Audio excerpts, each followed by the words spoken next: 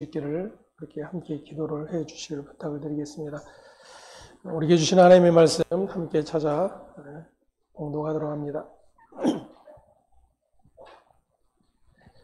마태복음 10장 5절에서 15절까지의 말씀 함께 봉독합니다.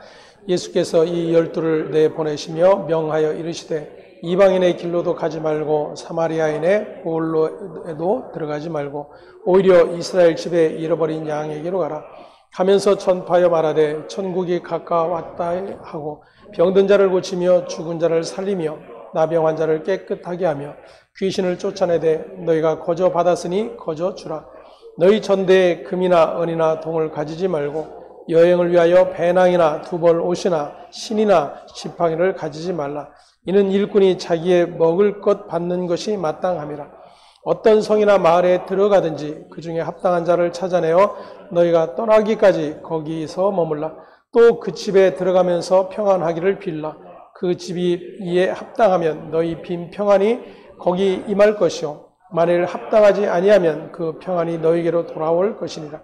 누구든지 너희를 영접하지도 아니하고 너희 말을 듣지도 아니하거든 그 집이나 성에서 나가 너희 발의 먼지를 떨어버리라. 내가 진실로 너희에게 이르노니 심판날에 소돔과 고모라 땅이 그 성보다 견디기 쉬우리라. 아멘. 평안을 비는 자로 보내심이라고 하는 제목으로 계속해서 마태를 통해서 우리에게 들려주시는 주님의 음성을 함께 듣기를 원합니다. 예수님께서 12 제자를 부르시고 그들을 사도로 세우셔서 그들에게 병을 고치는 권능을 주셨죠. 그 같은 권능을 주신 것은 오늘날 우리도 이런 권능을 받아야 복음을 전할 수 있는 것이 아니라 참 이스라엘 되시는 예수 그리스도로 말미암아 천국에 참여된 자로서 천국을 전파하는 것, 그것이 바로 권능이라고 하는 사실을 우리가 확인을 해보았습니다. 무엇보다 오늘 본문을 우리도 복음을 전하여 이제 예수 믿는 자들이 많게 하여 하나님을 기쁘시게 하고 교회를 부흥시키자라는 말씀으로 전도의 초점을 맞추는 것이 대부분의 성경에 대한 이해입니다. 때문에 전도에 관한 것, 또 전도자의 사명에 관한 것, 또 말씀을 전하는 목회자의 어떤 행실, 거취에 대한 문제들로 적용들을 하기도 합니다.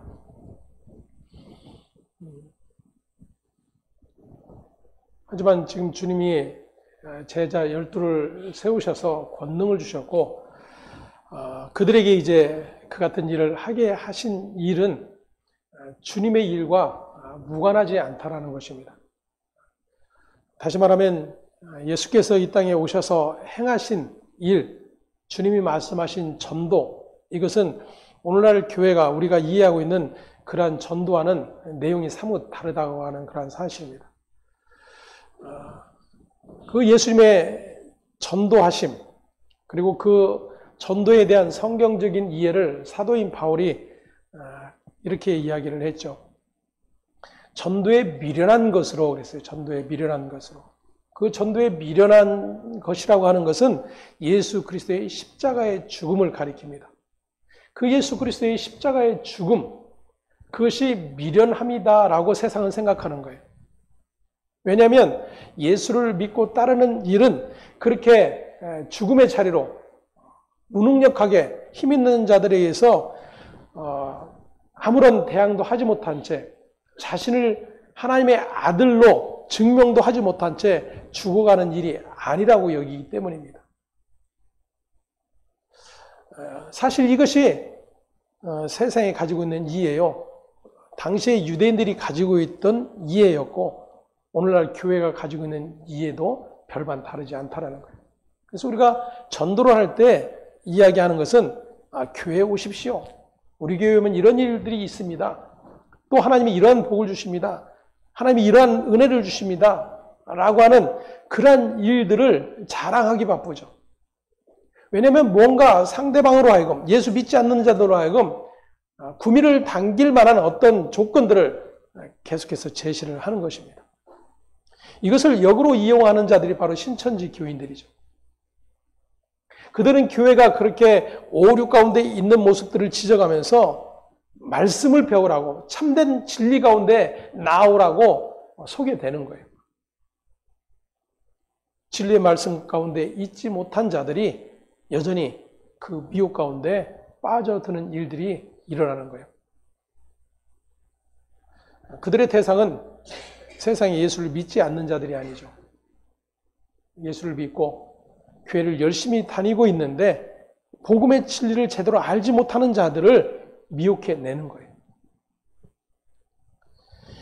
무엇보다도 오늘 본문을 우리도 복음을 전하여 예수 믿는 자들이 많게 하고 하나님을 기쁘시게 하고 교회를 부흥시키자라고 하는 말씀으로 전도에 초점을 맞추게 된다면 예수님이 하고 계신 말씀과 너무나도 상반된 이야기가 되고 말아버린다는 것입니다. 그렇다면 예수님께서 말씀하시고자 하는 말씀의 의미가 무엇일까를 함께 살펴봅니다. 오늘 본문 5절과 6절의 말씀을 함께 봉독합니다. 예수께서 이 12를 내보내시며 명하여 이르시되 이방인의 길로도 가지 말고 사마리아인의 고을에도 들어가지 말고 오히려 이스라엘 집에 잃어버린 양에게로 가라. 아멘. 이 5절 말씀만 다시 읽어보셔도 우리가 이해하는 전도와 사뭇 다르다라고 하는 것을 보게 되실 것입니다. 여러분, 우리가 전도하는데 전도의 대상이 있습니까? 구분을 하고 전도를 합니까? 이 사람은 전도해야 될 사람, 이 사람은 전도하면 안 되는 사람, 이런 구분을 해요? 그래서 저리 계신 스님한테는 전도하면 안 되는 건가요? 아니면 유흥가 있는 사람들한테는 전도를 하면 안 되는 건가요? 우리의 이해는 누구든지예요, 누구든지 예수 그리스도의 복음을 전하는 것, 그것이 전도라고 이해를 합니다. 자, 예수님께서 12 제자를 택하시고 그들에게 권능을 주셨어요. 그리고 그들을 보내십니다. 보내시면서 하시는 말씀이 이방인의 길로도 가지 말고, 여러분 이상하지 않아요? 전도는 누구에게 해야 되는 겁니까? 이방인에게 해야 되는 게 전도 아니겠어요? 예수를 믿지 않는 자들, 당시 유대인들의 이해로라면 유대인이 아닌 이방인들에게 하나님을 전하고 하나님의 말씀을 전하는 것, 그것이 전도일 텐데 예수님은 이방인의 길로 가지 말라 그래요. 또 다음에는 뭐라고 말씀하십니까? 사마리아인의 고을에도 들어가지 말고 그래요. 사마리아인들을 유대인들은 자신들과 동등하게 여기지 않았어요. 잘 아시는 대로 개처럼 여겼습니다. 상종 못할 자들로 여겼어요. 근데 요한복음에 보면 예수님께서 어디에 들어가시죠? 사마리아 성으로 들어가셨어요. 아니 예수님은 사마리아 수가성에 가셔서 무엇 하셨죠? 우리가 이해하는 대로 전도하셨어요. 근데 예수님 자신은 그렇게 사마리아 성에 들어가서 전도하셨으면서 제자들을 보내시면서 사마리아인의 고을에 들어가지 말라 그렇게 말씀하세요. 이 두 가지 사실만으로도 오늘날 교회가 이해하고 있는 전도와 너무나도 지금 사뭇 다른 내용이라고 하는 것을 미루어 짐작을 할 수가 있는 것입니다. 그리고 이어서 하시는 말씀이 6절 함께 봅니다. 오히려 이스라엘 집에 잃어버린 양에게로 가라. 아멘. 이스라엘은 잃어버린 양이었어요. 앞에 말씀을 통해서 살펴본 것처럼 그들은 목자 없는 그들이었어요. 그래서 예수가 오신 것은 목자 없는 양 같음을 불쌍히 여기셔서 참 목자로 이 땅에 오신 분인 것을 드러내고 계셨어요.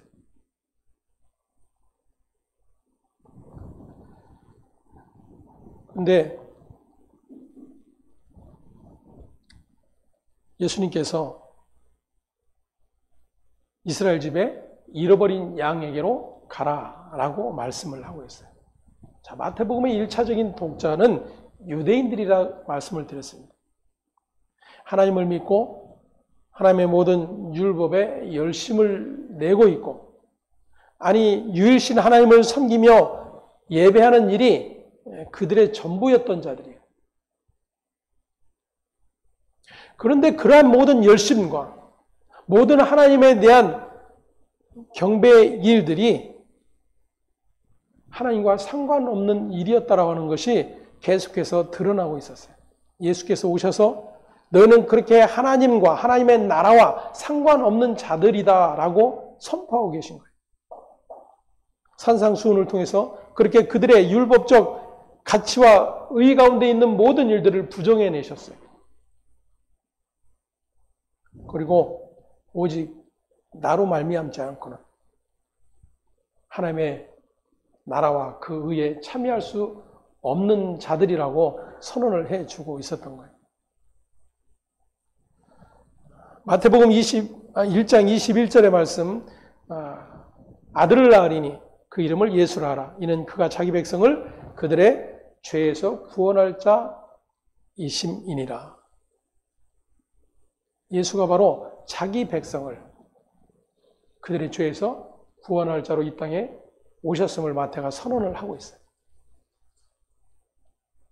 너희는 그렇게 예수로 말미암아 구원에 이르러야 될 자들이라고 하는 것을 선언을 해주고 있었던 거예요.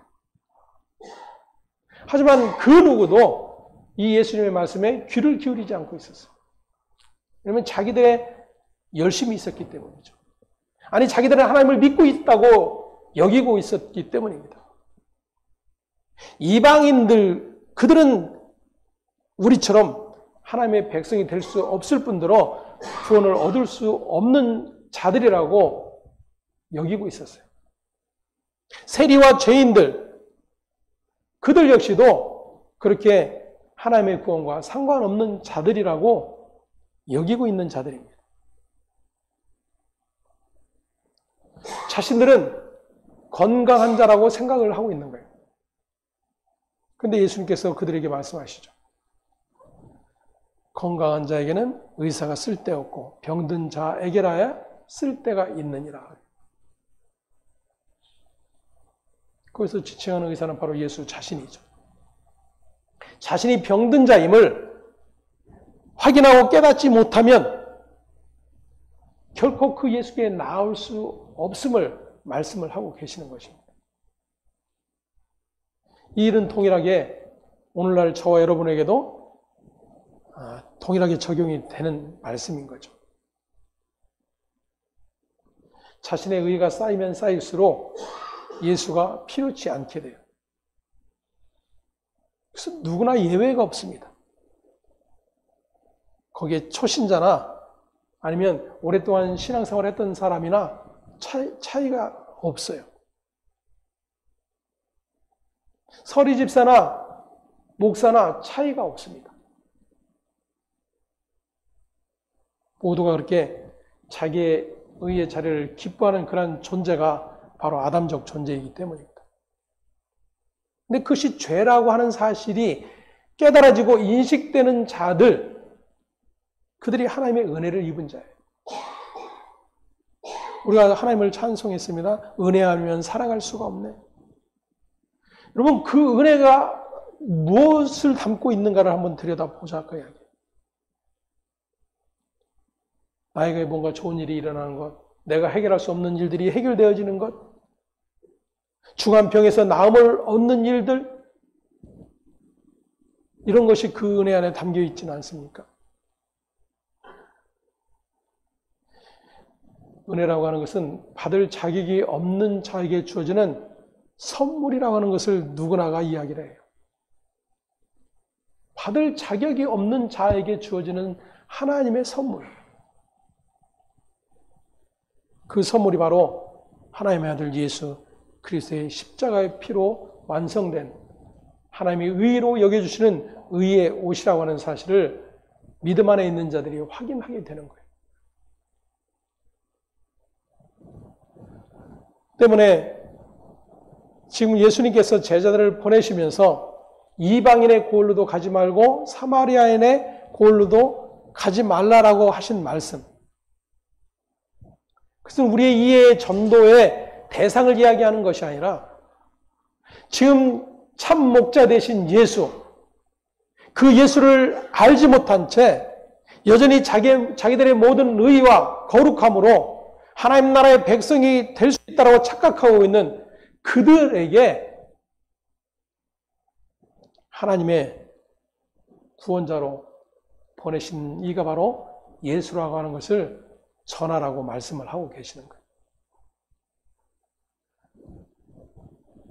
때문에 제자들이 선포해야 되는 내용은 바로 이것입니다. 회개하라, 천국이 가까이 왔느니라. 예수님이 동일한 말씀을 하셨죠.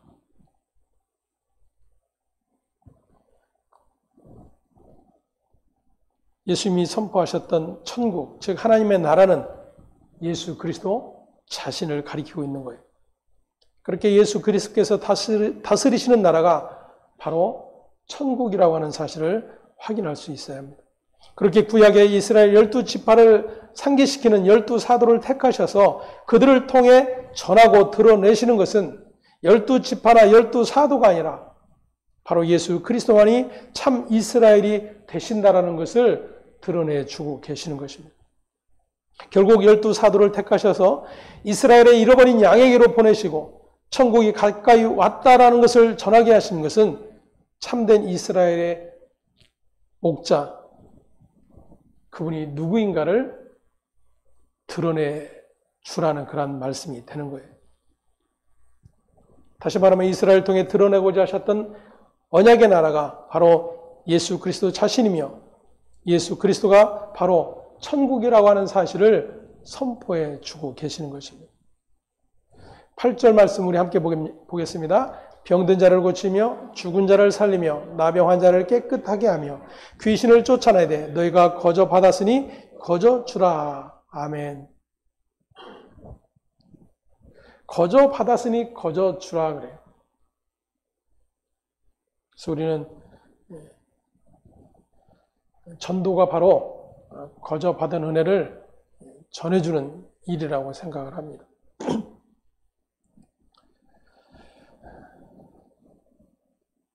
예수님의 이 말씀은 예수님께서 행하신 그대로 천국을 드러내는 권능이 된다는 것을 가르쳐 주고 계시는 내용인 것이죠. 그런데 이 예수로부터 받게 되는 권능, 이 권능은 거저 받은 은혜의 그 근거를 두고 있다는 것입니다. 누구나 하나님의 은혜의 택하심으로 말미암아 베풀어진 그 은혜의 사건 안에 있음이 모두의 찬송이 되는 거예요. 에베소서에 말씀하고 있는 것처럼 하나님의 은혜의 영광을 찬송하게 하려는 일, 그 일이 하나님의 택하심을 받은 모든 하나님의 백성들에게 일어날 일이 되는 것입니다.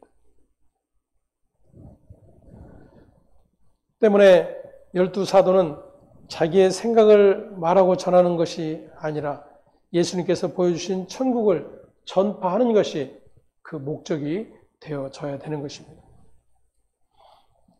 예수님이 십자가에 죽으시고 부활하신 후 약속대로 오순절날 성령이 임하였을 때 어떤 일들이 나타나고 있는지를 사도행전 1장에서 이렇게 가르쳐주고 있습니다.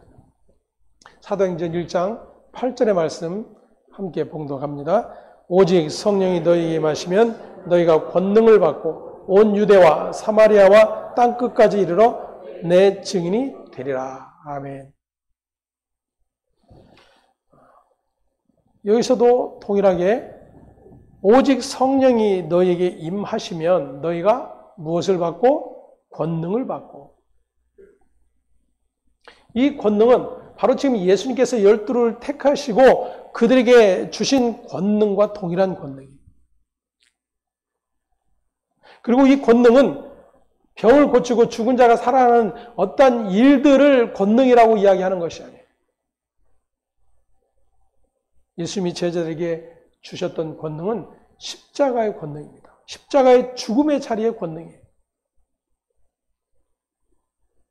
예수께서 그 길로 그들을 이끌어 가실 것을 선언하고 계시는 거예요. 때문에 그리스도의 제자된 저와 여러분이라면 통일한 권능의 차이에 붙들려 있는 그런 존재라고 하는 사실을 기억하셔야 됩니다. 다시 말씀드리면 예수의 십자가의 죽음의 자리로 이끌려갈 자들이라는 거예요.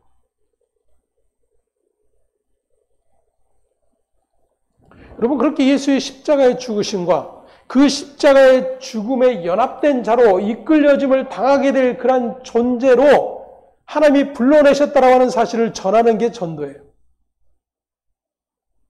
자, 그러면 그 전도를 누가 기뻐하겠는가 하는 거예요. 여러분, 그렇게 전도하면 누가 그래요? 예수 한번 믿어보겠습니다. 아니면 그 자리에서 결신하고 전도 카드에 결신 카드를 쓰고 영접 기도하고 이런 일들이 일어나겠습니까? 만일 저와 여러분이 믿기 전이라면 그러한 예수를 내가 소개받을 때에 내가 그 예수를 믿겠다고 영접 기도를 하겠느냐 그거예요.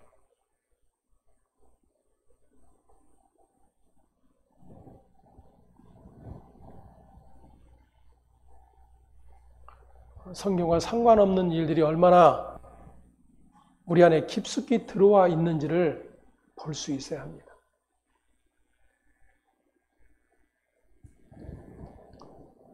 누구도 이 같은 사실들에 대해서 고민하지 않아요.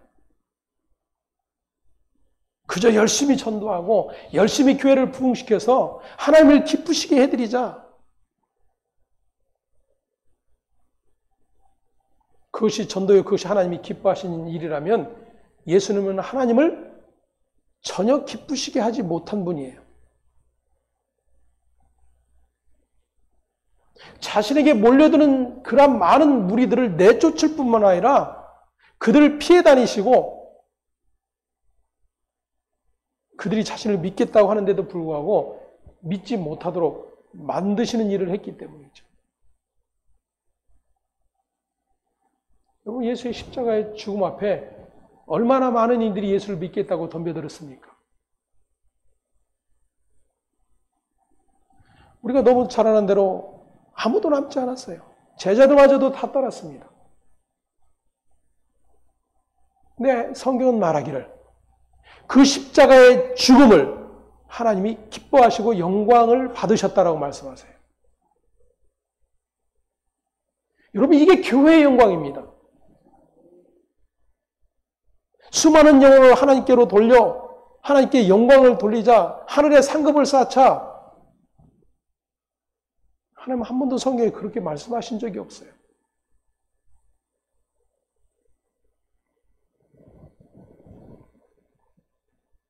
오늘 본문 9절에서 10절 상반절 함께 봅니다.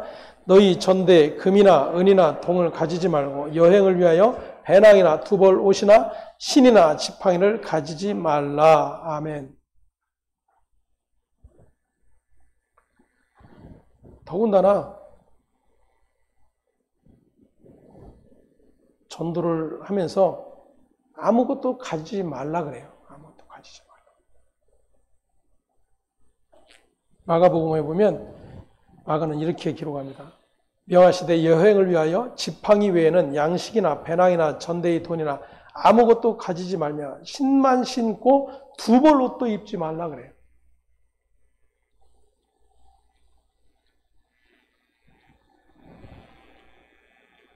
제가 신학을 하기 전에 예수 전도단이라고 하는 곳에서 BDTS 훈련을 받은 적이 있습니다. 예수 전도단은 로렌 커닝햄이라고 하는 사람이 창립한 개신교계 등의 선교 단체입니다. 아마 현존하는 세계에서 가장 큰 선교 단체로 평가를 받고 있는데 그 모토가 하나님을 알고 그를 알리자라는 모토를 가지고 있어요. 하나님을 알고 그를 알리자. 그 예수 전도단에서 훈련하고 있는 BDTS라는 독수리 예수 제자 훈련 학교라고 하는 그런 학교가 있습니다. 훈련 프로그램의 하나로서 직장인과 주부들을 주 대상으로 하는 훈련 학교로 선교사가 되고자 하는 사람들을 위한 훈련 과정이 아니라 일상생활에서 하나님의 뜻을 이루고자 하는 사람들을 위한 훈련 과정이었습니다. 그리고 그 훈련 과정의 마지막에 전도 여행을 떠나게 됩니다. 9박 10일 일정으로 해외든지 국내든지 장소를 정해서 전도 여행을 떠나게 됩니다.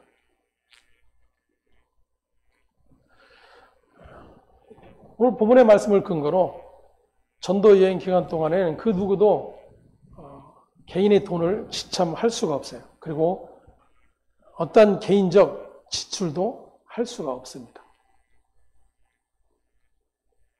그 근거를 이 말씀에 두고 있는 거죠. 근데 너무나도 우스운 것은 그 전도여행을 가기 전에 후원자들을 모집하는 거예요. 나를 후원해 줄 기도의 후원자, 물질의 후원자. 그리고 기도 편지를 써서 다 보냅니다. 그 기도 편지를 받고 아는 지인이고 그래도 믿음 생활하는 분들은 소정의 금액을 헌금으로 보내주는 거죠. 말씀은 이렇게 근거로 삼고 하는 행위는 전혀 다른 거예요.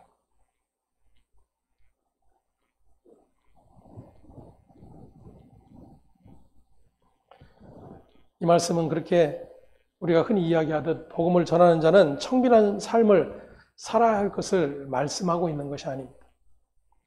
10절 하반절과 13절까지 또 이렇게 말씀을 하고 있습니다. 함께 봅니다.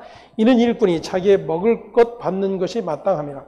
어떤 성이나 마을에 들어가든지 그 중에 합당한 자를 찾아내어 너희가 떠나기까지 거기서 머물라. 또 그 집에 들어가면서 평안하기를 빌라. 그 집이 이에 합당하면 너희 빈 평안이 거기 임할 것이요 만일 합당하지 아니하면 그 평안이 너에게로 돌아올 것이니라. 아멘. 일꾼이 자기 먹을 것을 받는 것이 마땅하다.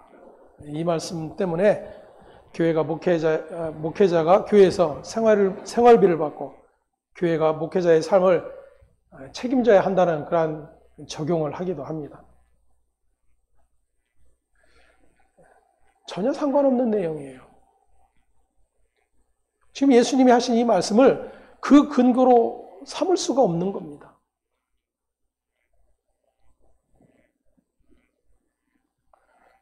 저 역시도 선배 목사님들처럼 목사는 오직 기도하고 성경 읽는 경건의 삶을 사는 그런 자라고 여겼어요. 굶어 죽어도 하나님이 공급하실 거다.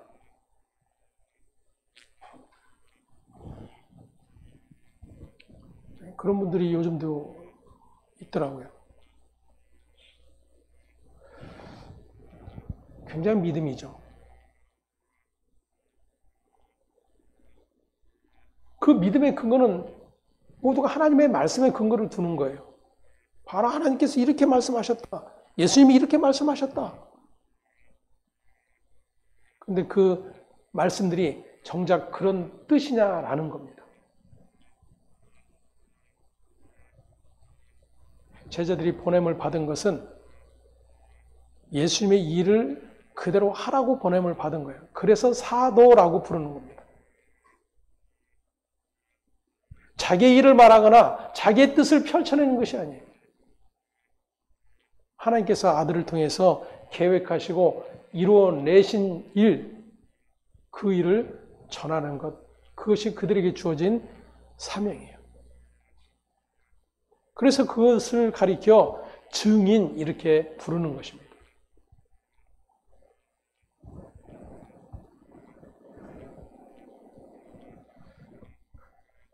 뒤에 말씀해 보면 방문하는 집에 평안을 빌라라고 말씀하시죠. 그런데 평안을 빌어줌에도 불구하고 합당하지 않으면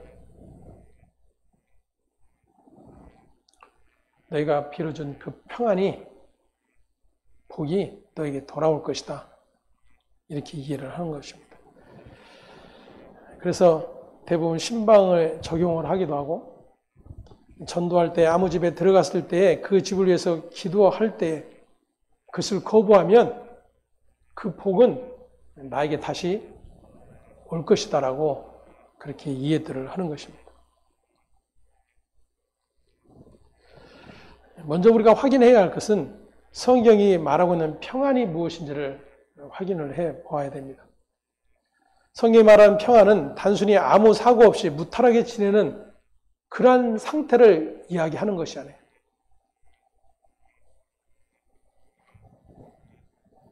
유대인들이 인사하는 것을 샬롬 그렇게 인사를 하죠. 평안을 빌어주는 것입니다. 유대인들이 말하는 그 샬롬은 하나님 앞에 서는 거예요. 하나님 안에서의 평화를 이야기를 하는 것입니다. 우리는 샬롬하고 인사하죠.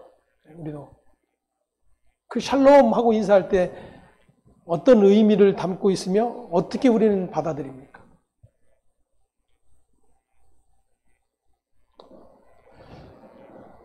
그저 평안을 비는 거죠. 무탈하기를 바랍니다. 그 인사를 받으면서도 나 역시 무탈하기를 원합니다. 당신도 무탈하십시오.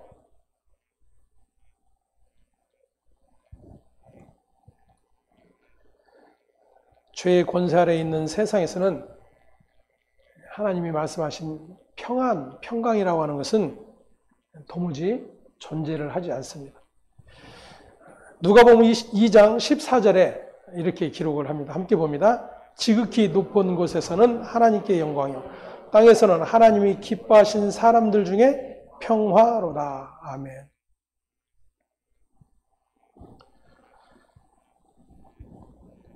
지극히 높은 곳에서는 하나님께 영광, 땅에서는 하나님이 기뻐하신 사람들 중에 평화. 이 말로 다른 표현을 하면 하나님이 택하여 불러내신 자들에게만 평화가 있다 그 이야기예요. 그러면 하나님이 택하여 불러내신 자들에게 평화가 뭐예요? 하나님과 원수되었던 그러한 존재에서 하나님과 화평을 이루는 자, 하나님으로부터 어떤 죄의 심판도 받지 않게 된 존재, 그들을 가리켜 하나님의 평화가 임한 자라고 이야기하는 거예요. 다시 말하면 죄와 사망의 모든 문제가 해결된 존재들, 그들에게 주어진 복이 뭐예요? 평화, 평강, 에이렌의 그런 뜻입니다. 세상 사람들은 이 평화를 나눌 수도 없고 이야기할 수도 없는 거예요. 예전에 88 올림픽 하면서 코리아나 그룹이 불렀던 것처럼 손에 손 잡고 온 세계가 하나 되어 평화를 유지하라고 외쳤던 그 평화는 성경이 말하는 평화가 아닌 거예요. 그리고 아무리 손에 손을 잡고 외쳐도 인간은 평화를 이루어낼 수 없는 존재들입니다. 그들이 말하는 평화마저도 하물며 성경이 말하는 평화는 그러한 세상이 이루어낼 수 있는 평화를 이야기하는 것이 아니에요. 하나님의 아들의 십자가의 죽음으로 완성될 그 평화, 그 평강을 말씀하고 있는 것입니다. 그래서 하나님이 기뻐하신 사람들 중에 평화예요. 저와 여러분이 그 하나님의 기뻐하심을 입은 자들이라고 한다면 그 하나님과 평화를 이룬 존재들이라고 하는 사실이 확인이 되는 것입니다. 어떻게 해요? 우리의 애씀과 노력으로요?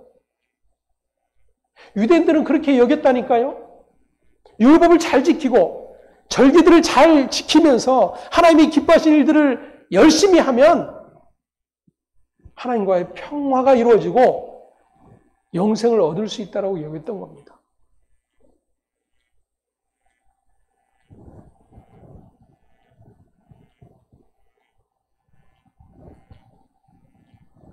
본문 14절과 15절에 이렇게 말씀합니다. 누구든지 너희를 영접하지도 아니하고 너희 말을 듣지도 아니하거든 그 집이나 성에서 나가 너희 발의 먼지를 떨어버리라. 내가 진실로 너희에게 이르노니 심판날에 소돔과 고모라 땅이 그 성보다 견디기 쉬우리라.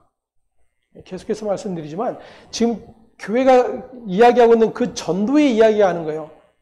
열심히 전도하는데 계속 거부하고 믿지 않겠다라고 성질 내고 소금 뿌리면 어떻게 하라고요? 발의 먼지를 떨어버리죠. 그렇게 이해를 하지 않습니까? 왜요? 지금 성경이 그렇게 말씀하고 있으니까.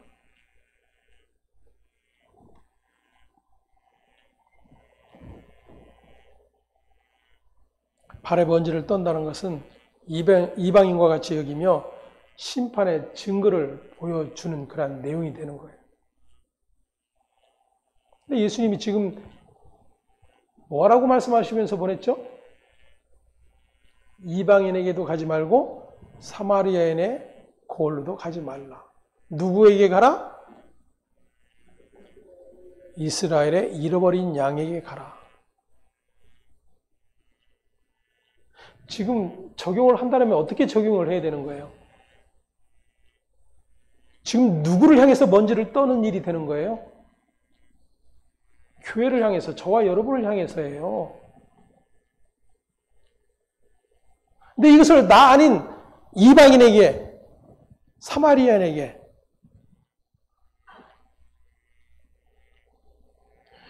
너무나도 성경과 상관없는 일들을 하고 있는 것이죠. 그러니 자신들이 죄인인 것을 볼 수가 없는 거예요. 자신이 잃어버린 양인 것을, 목자 없는 양 같음을 확인할 수가 없는 거예요. 그들은 교회가 아닌 교회 밖에 있는 자들이기 때문에.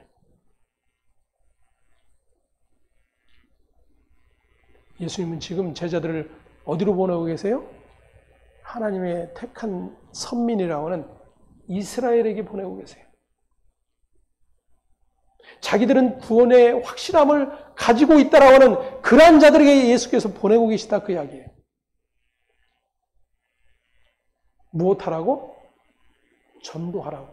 그 전도가 뭐예요? 데려와 채우는 거예요? 강권하여 데려다가 내 집을 채우라? 다시 말씀드리지만 주님이 원하시는 전도, 하나님이 기뻐하시는 전도가 그거라면 예수는 실패한 자라니까요. 신자는 예수를 믿고 따르는 자입니다. 예수의 행하심을 구원의 근거로 삼는 자들이에요. 근데 예수와 전혀 상관없는 일들을 행하고 가르치면서 나는 구원에 이르렀다라고 착각하고 있는 거예요. 그들이 유대인이요 바리새인이었어요. 그들이 이스라엘이었습니다. 오늘 교회인 저와 여러분이 그 자리에 서 있는 거예요.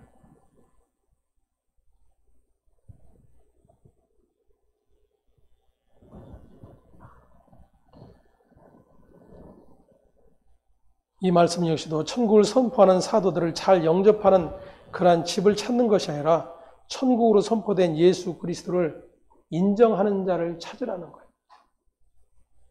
다시 말씀드리면 예수 그리스도의 복음이 전해질 때, 그 십자가의 죽음이 선포되어질 때, 그 죽음의 자리로 우리는 끌려갈 수밖에 없는 그러한 존재이며 그것이 우리에게 주어진 복이라고 하는 사실이 선포되어짐에도 불구하고 그 예수를 믿는 일이 발생이 된다라면 그가 예수가 찾아내시는 잃어버린 양인 거예요. 우리는 그것을 알 수 없기 때문에 계속해서 전하는 것입니다. 오늘 말씀대로라면 이방인에도 가지 말고 사마리아인의 고을도 가지 말고 나는 예수 믿어 구원 받았습니다라고 여기고 있는 자들에게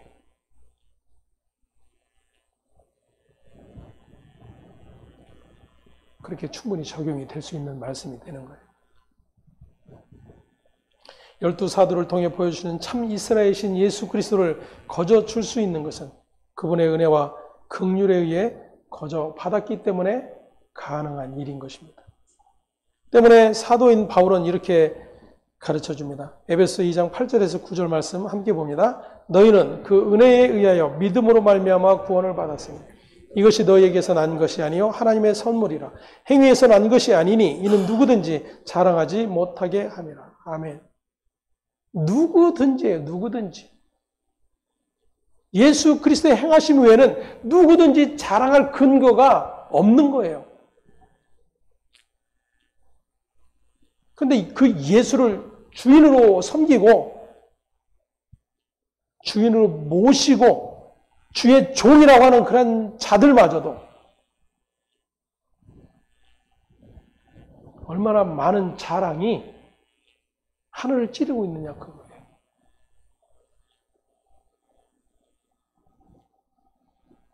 예수님께서 십자가를 지시고 대속의 죽음으로 죽으심은 자기 백성들을 천국 백성으로 삼기 위한 일이었습니다. 이것이 예수라는 이름 안에 담긴 복음의 내용인 거예요. 때문에 예수님께서 말씀하신 오늘 본문은 단순히 이렇게 전도해서 교회당에 사람들을 많이 모으라는 것이 아니라 목자 없는 양들이 은혜와 긍휼에 의해 천국을 거저 받았으며 거저 받았기 때문에 거저 주어야 하는 그런 자들이라고 하는 것을 가르쳐 주고 계시는 거예요.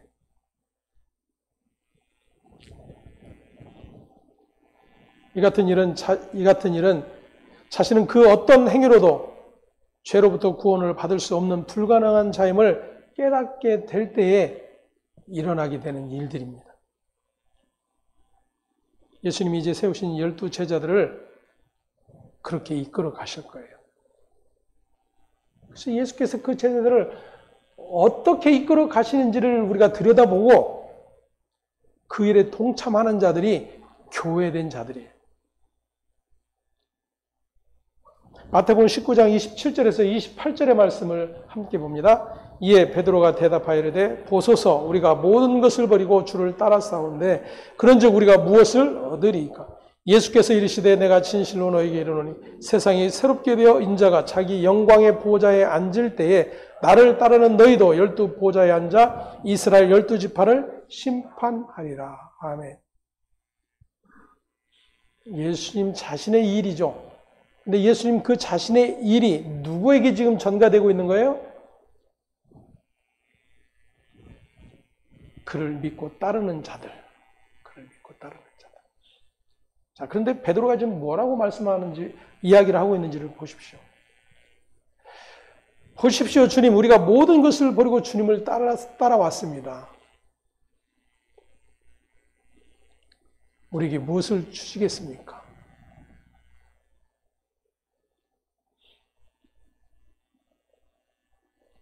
이건 제자의 입에서 나올 이야기가 아닌 거예요.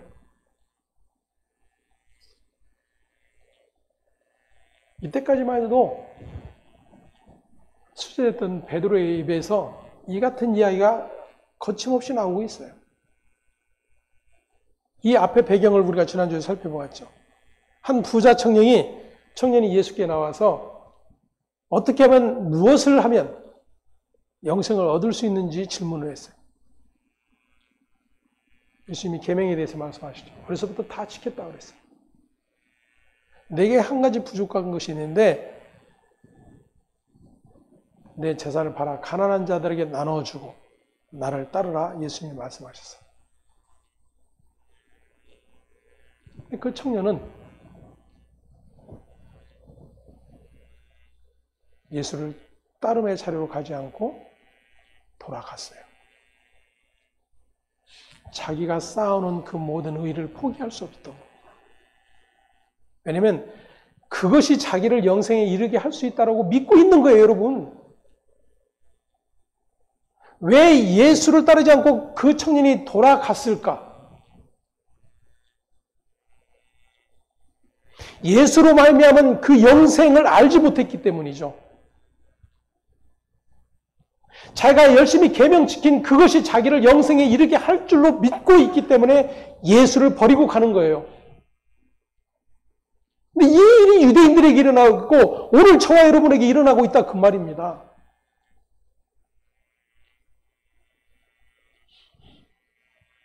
그들을 가리켜 부한 자들이라고 말씀하고 있는 거예요. 야고보가 말하고 있는 것처럼. 돈이 많은 부자가 아니라 자신의 모든 행위의 의를 근거 삼고 그것이 자기의 믿음이고 하나님을 기쁘시게 하는 근거라고 여기고 있는 그러한 생각들, 그러한 믿음, 그것이 예수님이 말씀하는 부자에 해당이 되는 거예요. 그래서 그 부자는 어떻게 된다? 결코 천국에 들어갈 수 없다라고 말씀하셨죠. 그러니까 제자들이 이야기하죠. 모두가 동일하게.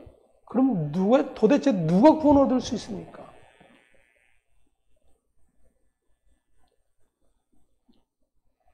예수님이 뭐라고 답하셨어요? 없다예요, 없다.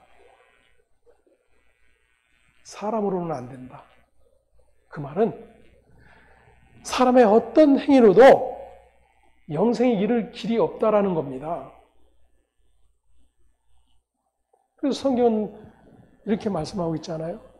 내가 곧 길이요, 진리요, 생명이니 나로 말미암지 않거나 아버지께로 올 자가 없느니라. 예수님의 말씀의 선언이에요. 의인은 없나니 하나도 없으며. 그 하나도 없음 안에 누가 속해 있는 겁니까? 내가 속해 있는 거예요. 장로인 내가, 목사인 내가, 권사인 내가. 근데 그 속하에 있다고 하는 사실을 전혀 눈치채거나 알지 못하는 자들이 누구예요? 그들이에요, 그들.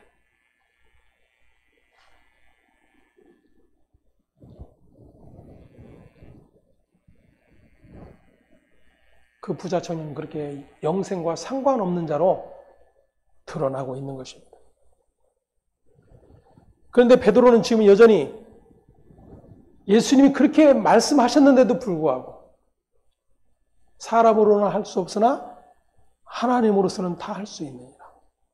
다시 말하면 하나님께 속한 영역이라고 하는 것을 가르쳐 주셨음에도 불구하고 베드로가 질문한 게 그거예요. 우리가 모든 것을 다 버리고 주를 쫓아 싸우니 교회는 여기에 목을 매잖아요. 이러한 열심히 있는 일꾼들을 만들기에 혈안이 돼 있지 않습니까?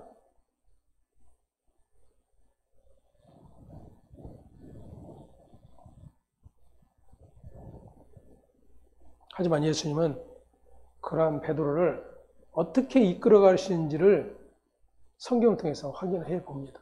요한복음 21장 18절에서 19절까지의 말씀 함께 봅니다. 내가 진실로 진실로 내게 이르노니 내가 젊어서는 스스로 띠띠고 원하는 곳으로 다녔거니와 늙어서는 내 팔을 벌리리니 남이 내게 띠띠우고 원하지 아니하는 곳으로 데려가리라. 이 말씀을 하심은 베드로가 어떠한 죽음으로 하나님께 영광을 돌릴 것을 가르치심이라. 성경은 너무나도 명백합니다. 아전인수격으로 나를 위한 말씀으로 계속해서 해석하고 이해하면 다 그렇게 맞아 들어가요. 그래서 그것을 더 굳게 붙드는 거예요. 나에게 이 일을 이루어 주시는 말씀으로 이 말씀을 이루어 주시옵소서.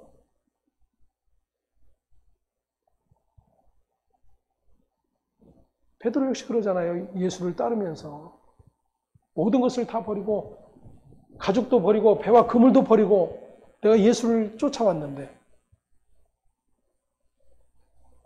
나에게 무엇을 주시겠습니까?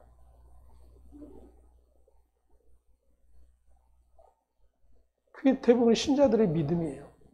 열심히 믿고 구해서 하나님 약속한 거 주세요. 하나님이 약속한 거 주셨어요? 안 주셨어요? 하나님이 약속한 거 저와 여러분에게 주셨습니까? 안 주셨습니까? 받았잖아요.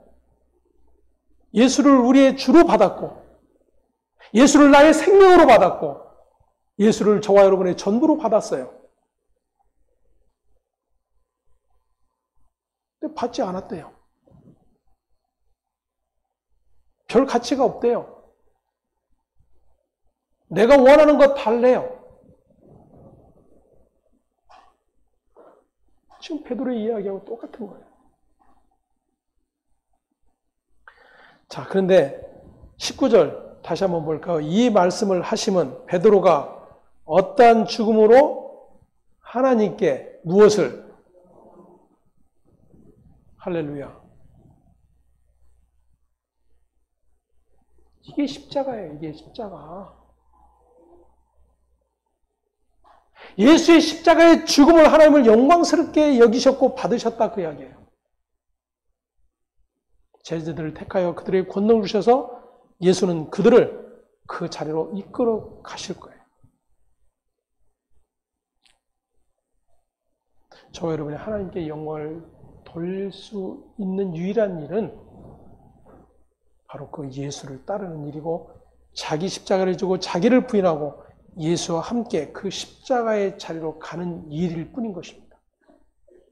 여러분, 거기에 무슨 교회가 외치는 영광이 있어요? 교회가 외치는 전도가 어디 거기에 있습니까?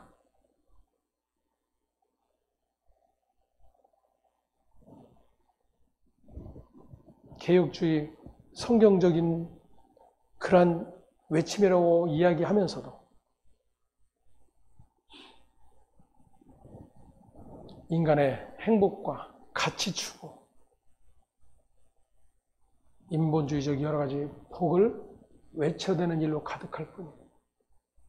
왜냐하면 그것을 좋아하니까. 거기에 귀가 열려 있으니까.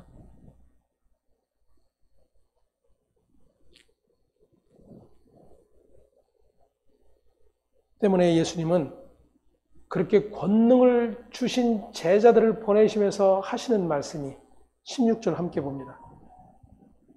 본문 다음 구절 16절 보라 내가 너희를 보냄이 양을 이리 가운데 보냄과 같도다. 그러므로 너희는 뱀같이 지혜롭고 비둘기같이 순결하라.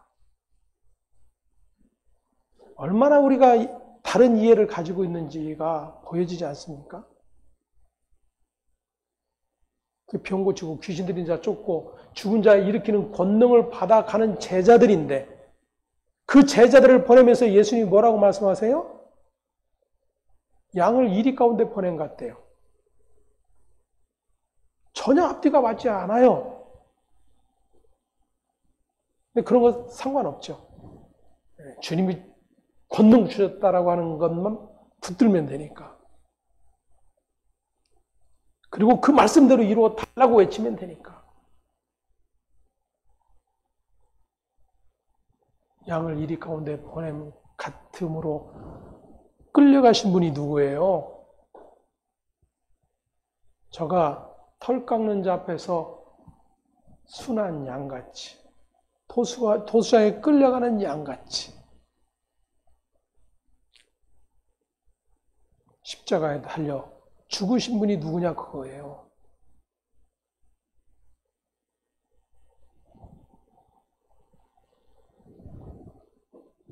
주님은 12를 택하셔서 그 일을 하시겠다는 겁니다.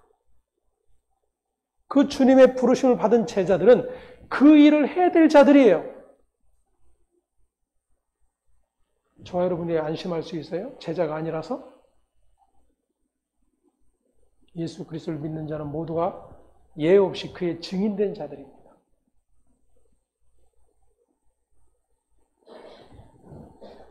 아까 우리가 찬양한 것처럼 버티고 견디게 하시네. 하나님의 은혜됨을 아는 자는요, 어떠한 상황 가운데서든지 소망을 가지게 되는 거예요. 우리가 전해줘야 될 것은 바로 그겁니다. 조태승 집사님 실명 직전에 거의 보이지 않는데요. 수술했는데도 음식을 먹는데 음식 구분도 못한대요. 우리가 어떻게 기도해야 되겠어요? 하나님, 소경의 눈도 뜨게 하시는 하나님이신데 하나님 고쳐주세요.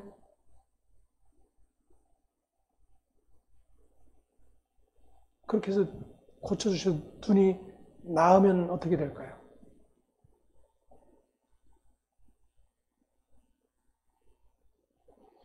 그런 기도를 하지 말라는 이야기가 아니에요.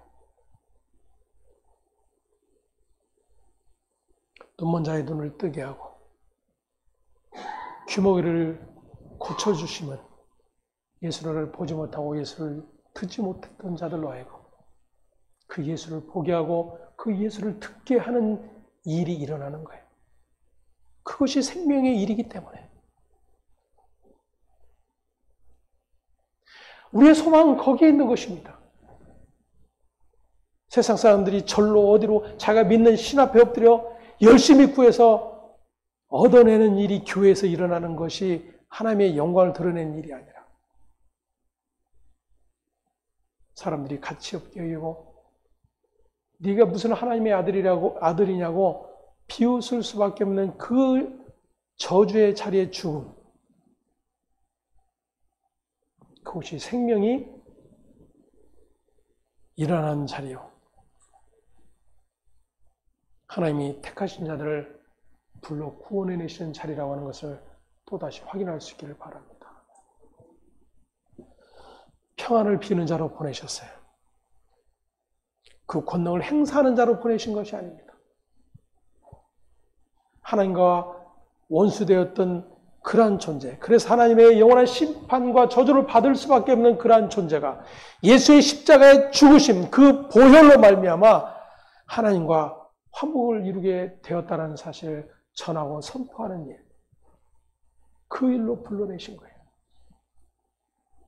그 일에 우리를 증인 삼으신 것입니다. 저와 여러분의 주변에 그러한 자들이 있다면, 아니 내가 그러한 자가 아니었는가, 이런 사실들을 또다시 확인할 수 있는 은혜가 주어지를 간절히 소망합니다. 기도합니다. 하나님 감사합니다. 우리는 언제나 우리의 육신의 문제에 얽매여 허덕이지만 주님은 하나님의 심판으로 사라져버릴 수밖에 없는 그런 육의 문제가 아니라 하나님이 친히 그 코에 불어넣어 주셨던 영원한 영적 생명에 관한 것임을 또다시 확인하게 해주셔서 감사를 드립니다. 평안을 비는 자로 불러 세우셨고 그렇게 그 평안을 전하는 증인으로 세워가시는 주님, 오늘도 그렇게 우리 안에 예수 그리스도의 증인됨이 무엇인지를 알게 하시고 그 일에 하나님의 택하신 자들을 친히 불러내신 그 일 앞에 기뻐하고 찬송하는 자들로 축복해 주셔서 감사를 드립니다. 그와 같은 생명 안의 기쁨이 나로부터 확인되어지게 하시고 그래서 그 증인의 삶의 자리로 날마다 한 걸음 한 걸음 나아갈 수 있는 복된 자들로 인도하여 주시옵소서. 그렇게 모든 것을 이루실 주님을 찬양하며 우리의 주 되신 예수 그리스도의 이름으로 기도합니다. 아멘. 자리에서 일어나셔서 주님이 가르쳐